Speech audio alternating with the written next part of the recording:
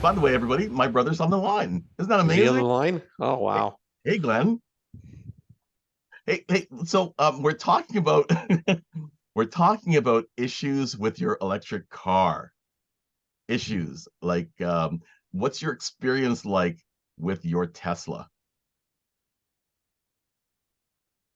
And you're on mute. Oh, sorry, I don't get out much. He makes the So, same face as you though, He does make the same face. when he's on mute and he comes off. so are you thinking about like what issues have I had so far? Yeah. Tell me the raw truth about your experience having an electric car. Okay. Okay. Overall, best car I've ever driven, right? But there have, of course, been like strange little quirks. Um, like um, like right now, I'm having a problem where it doesn't charge on my home charger, right? Oh, Yeah, go figure. So, so the solution to that is Tesla's coming out um, to my home to fix it, right? hmm. So, How yeah, long I has this don't. been going on for? Well, uh, we just kind of discovered it maybe a week ago, right? But we're thinking, well, what do we do, right? But like I didn't know what to do about it, right? So I called my electrician and stuff like that. And then I thought, well, maybe I should just go into my app. And I went into the app, and of course, lo and behold, there is a space that says, "Do you have problems with your home charger?" So I filled it in. They said take a video of it, so I did, sent it in. Then I got an email from Tesla asking for some more information, so I did. And then they said, "Okay, when are you available to come out for us to come out and address it?" They had to order some parts.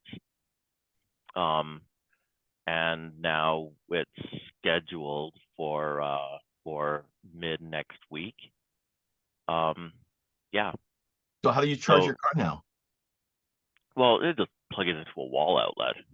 Oh, okay. Charge it slower, right? But still, I could do that, or I could take it to a supercharger. How So it's long just have you one. had it? The wall outlet or the No, the Tesla. car. Well, I guess I've had both since 2018. Okay, 2018. Yeah. So that's a current problem I've had. I've only had one other problem where the steering was locked, right? Oh yeah, So tell him that one. oh yeah, so I took my mom to church and I'm sitting in the parking lot and I tried to reverse and I couldn't turn the steering wheel, right? So I contacted Tesla from the app and they said reboot the car, right? So I rebooted the car and then of course it started to work again. And then I got it home, stopped it, and same thing happened. So that evening, Tesla came out, took the car, gave me a replacement, and and then they ordered a new part for it, right? So they came in, fixed it, and that was that. Hmm. So, How but about the nice thing was they came to my place, took it away, brought me a car, which was nice. okay, that's cool. Okay, so okay, what is the thing that you don't like about your electric car experience? That I don't like. Yeah. Um,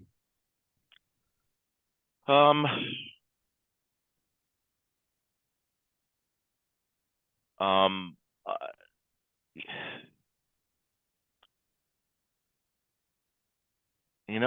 again, I think it's the best car I've driven. So I have the Tesla, we have an Audi, and we have a Buick, right?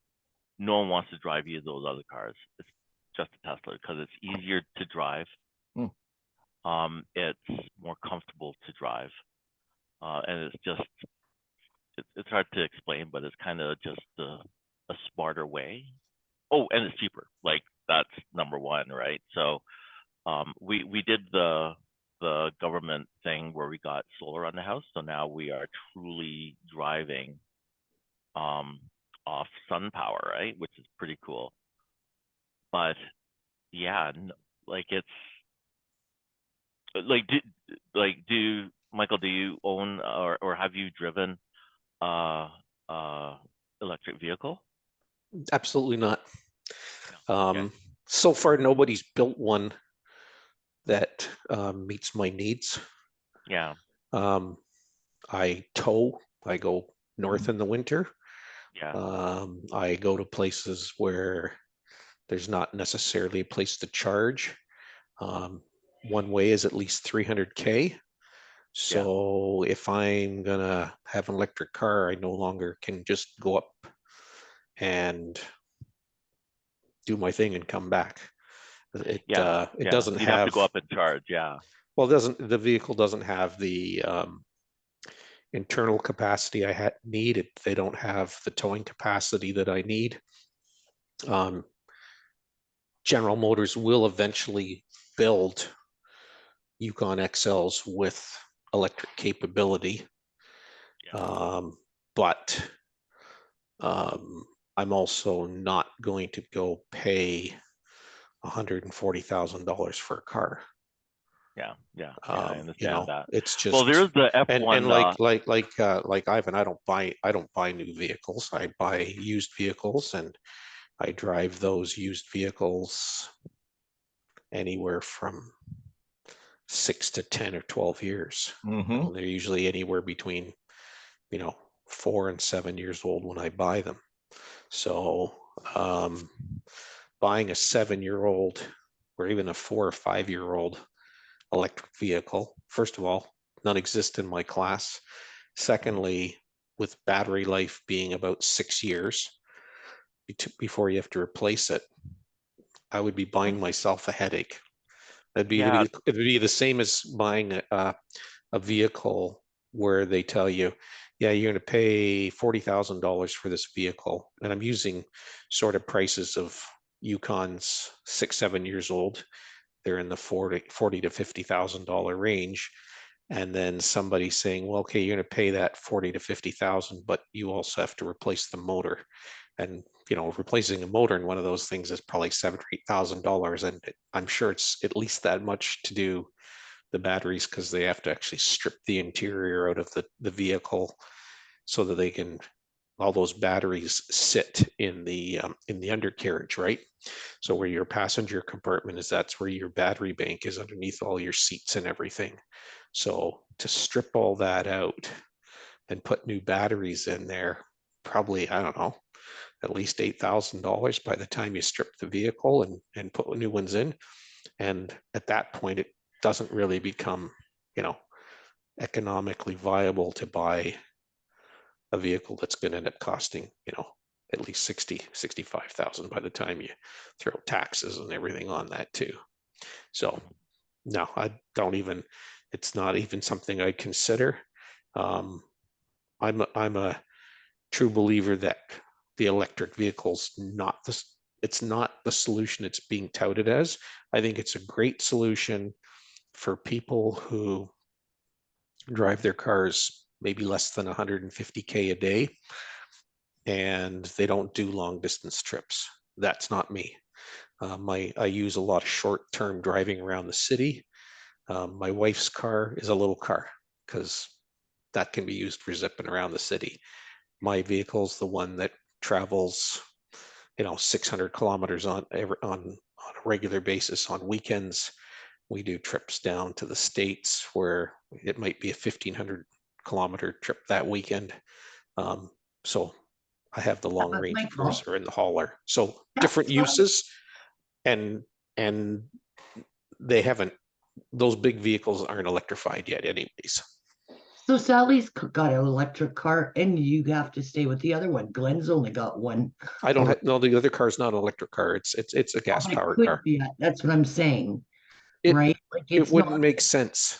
It actually wouldn't make sense just because of, she drives her car so little that the savings in fuel would not justify the extra cost of the electric. As an example, she goes to the gas station maybe once a month and spends $30 on gas.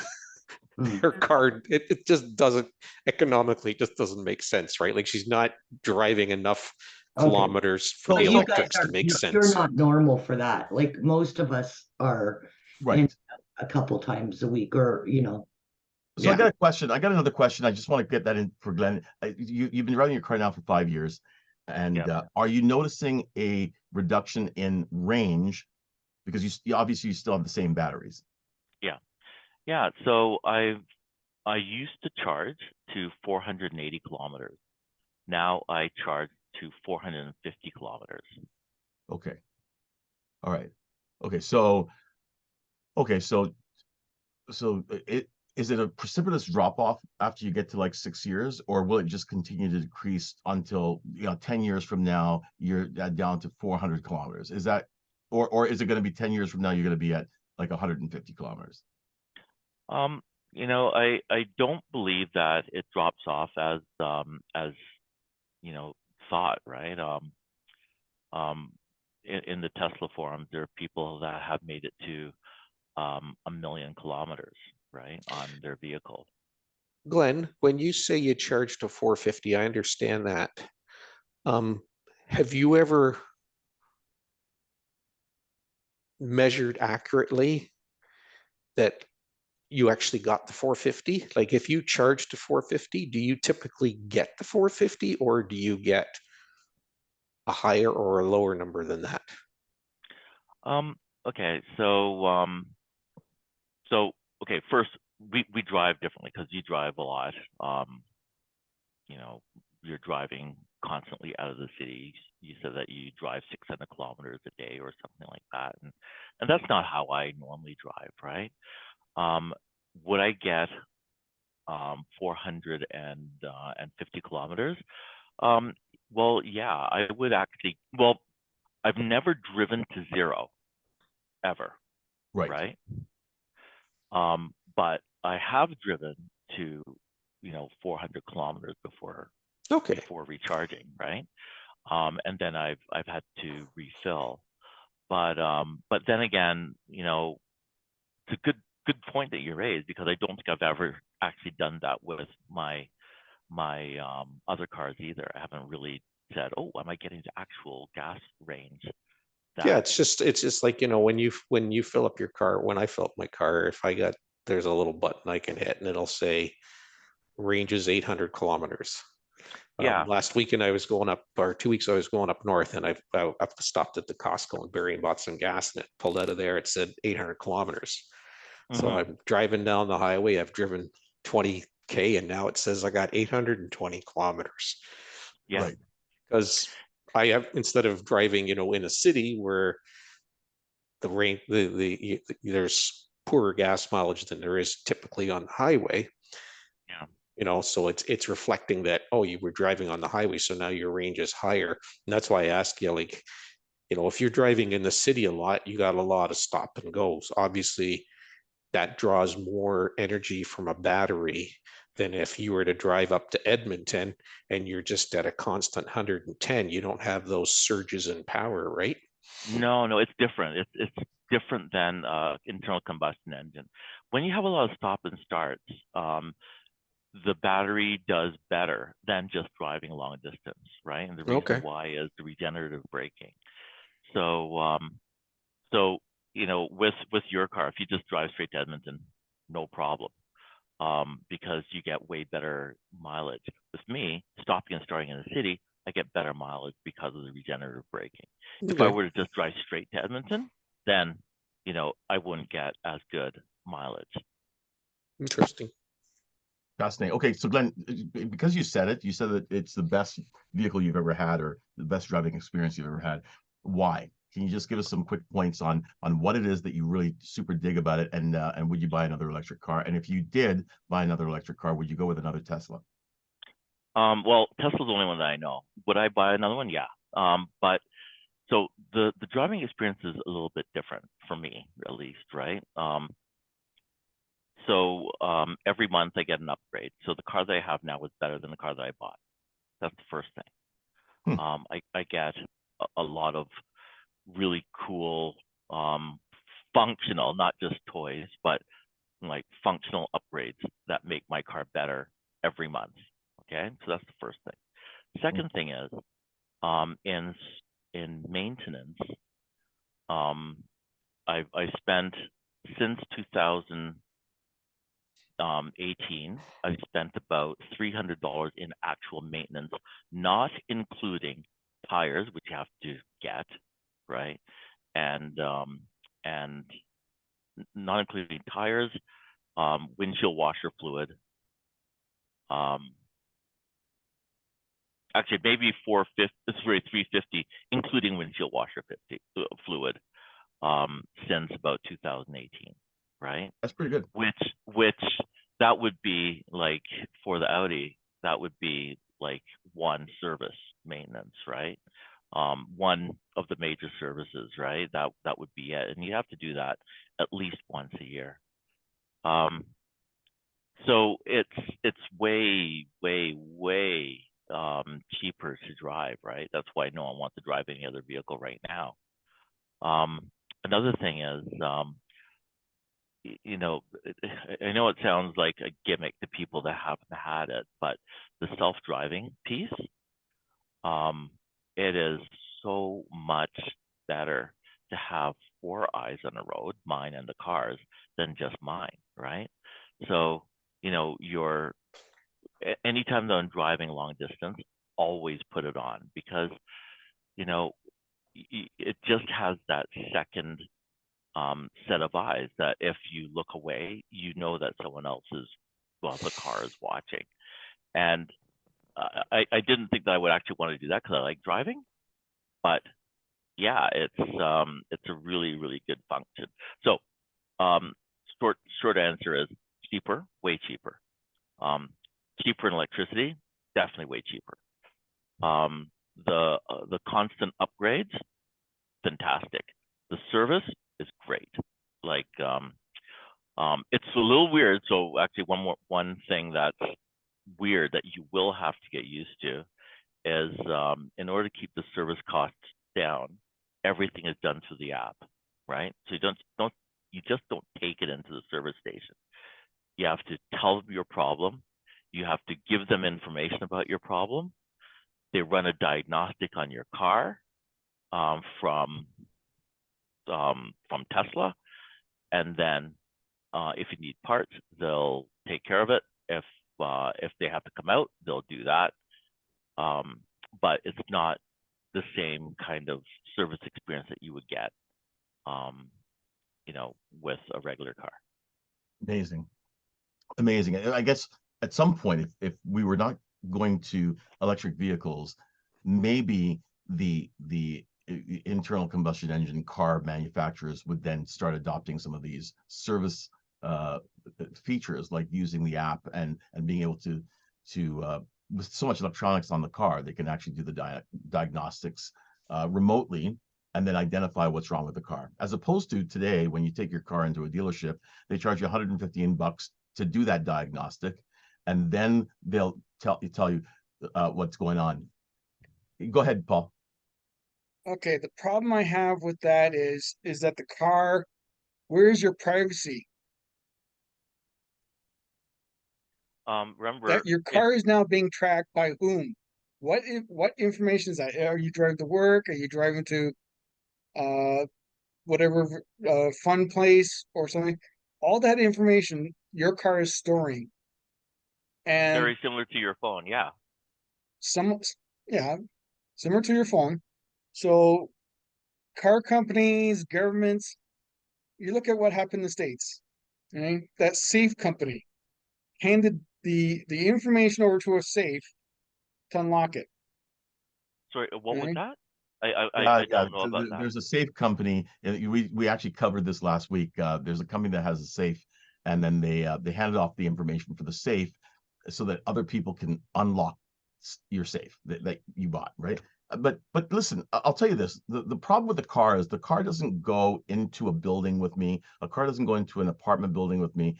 but my phone does, and my phone is giving that information out to not only the phone company, but also to every app that I've given permission on my phone, and that could be hundreds of different companies that are tracking me. So I think this illusion of privacy that some of us still hold on to, I think that ship has sailed a little while ago.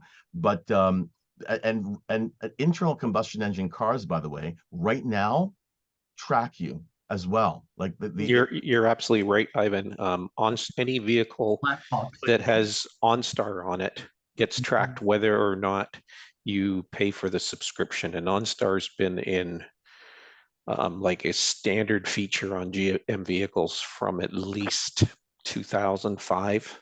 yeah. Before that. So yeah, so and there's other companies that have actually used the GM technology there.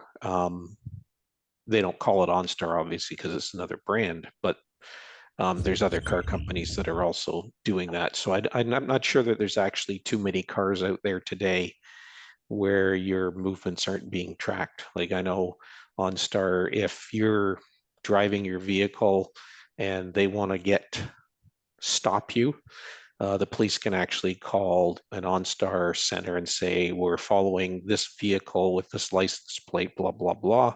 Yeah. And OnStar will ask the police officer, is this a safe place to stop the vehicle? And if they say yes, they actually kill your ignition right there. And that's as far as Amazing. you're going. Yeah. So, and that technology's been there for, yeah, like Catherine said, probably 15, 20 years. But you know, Okay. there are ways to Emergencies. maintain your privacy, right? There really are. Like, if you were to drive a pre-2000 vehicle and not carry your phone, then then you can really say that you are more private, right? But this is kind of an interesting thing. In Calgary, there was a case where there was an assault at a train station, right? And in the case, they had video of everything. They could track that person from the moment that they left the bar, right? Like follow the entire path of that person right to the train station. And they got that person even on the freaking train. It's like, Amazing. wow. So anyway, so if you had a pre-2000 car and no cell phone and lived in the jungle, then you're private. Well, Nice. I can tell you I've got a brand new Hyundai. If my keys are around, I can start my car. Drive to Toronto, and I tried to lock my car and realized I don't have my keys on me. So they must have been in the driveway. Started my car, left, called Hyundai so that I wouldn't have to get my husband to come from Hamilton to Toronto, because I'm right in the middle of the city. I'm at Keelan 407. And after a few questions and stuff, they remotely started me. Yeah. Amazing. So I thought that technology, though, was that, yes, you can start your keys if it's in proximity, but once the proximity is gone, that it shuts off the ignition. It just tells you. No, it doesn't, for safety. Yeah. Okay, Just tells interesting. you the keys aren't in the car with you, and I must have missed that. Wow. Okay, didn't realize that it'll keep going. Yeah, we've done that where somebody wants to unlock the house as the other person's backing in, right?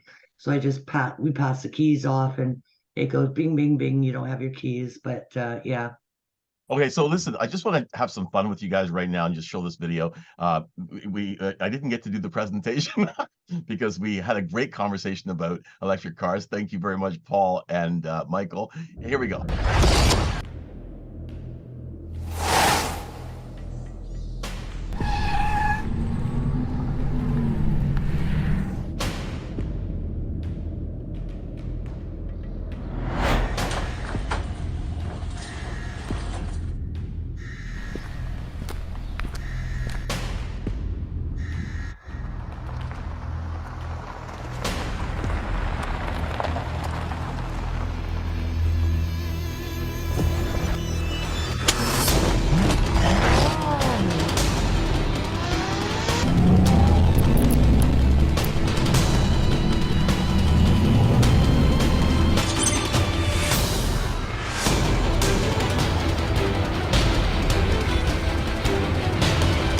Now listen, we're talking about three very, very lightning fast cars, okay? And yes, the Tesla Plaid would have won eventually. It was creeping up there, but this Zeekr uh, does the range is 700 kilometers on a Wow. charge, and it goes from 0 to 100 in 3.8 seconds, which is fast. It's fast. Yeah. You know, I used to That's pretty fast. my 12-second Volvo was good, but 3.8 seconds. Oh, your Volvo could go at 3.8 seconds too, but you'd suck so much gas out of your car, you'd be empty. That's right. That's Yeah. right. Yeah. If I had a bunch of, I don't know, something pulling it, for sure. But these cars today, whether they are American cars or Chinese or Japanese, Chinese cars, they are amazing vehicles, right? These cars are amazing vehicles. And just to quickly run through that, China is making a lot of vehicles that we don't even see on our roads today. We don't, right? They are not only the manufacturer of the most electric vehicles, but they're also the manufacturer of the most batteries. So, so when you're looking at, we started last week talking about the tech race between China and America, and how we're kind of losing it here when it comes to dominating the space. Like if the future is electric vehicles for vehicles, then the West is going to lose. If the future is uh, is not the fuel cells, we're still hydrogen. Hydrogen fuel cells, then we're still losing, because hydrogen fuel cells are being fueled in in uh, in China, Japan, and Korea, right? So we have a major uh, battle. If we're going to relinquish our dominance in vehicle manufacturing and innovation, then fine. But if we want to compete, then it's going to be a really tough slog for us. We have a lot of catching up to do, and I think that we need to start getting more adopters. As you can see, that there are a lot more people that are buying electric cars everywhere else, right? So the benefits of electric cars, of course, I'm not going to go through this, but this just basically talks Motor Week is made about with the things that need to get done on an electric car that you don't need to do here. Brake pads. This guy here, by the way, all he's talking about is the reasons why you still have to take your electric car in for maintenance. You still have to do it, even though it's an electric car. And then he talks about things like, brake fluid and battery coolant for your 12-volt and your brake pads and tire rotation, etc. But certainly not the things that we would typically look at. Well, listen, folks, thank you so much. Thank you. Stop share. There we go. Thank you for coming. Glenn, thanks for jumping on. That was good. It was nice getting some feedback from an actual Tesla. Would you go for the Plaid next time? Would you do that? Plaid? Actually, I would go for the Roadster if I could afford it. Absolutely. Listen, Yeah, I'll take or a Ford F1, the Ford F-150 Lightning, which looks pretty cool, actually. Stick Nice around, meeting you guys. man. Stick around.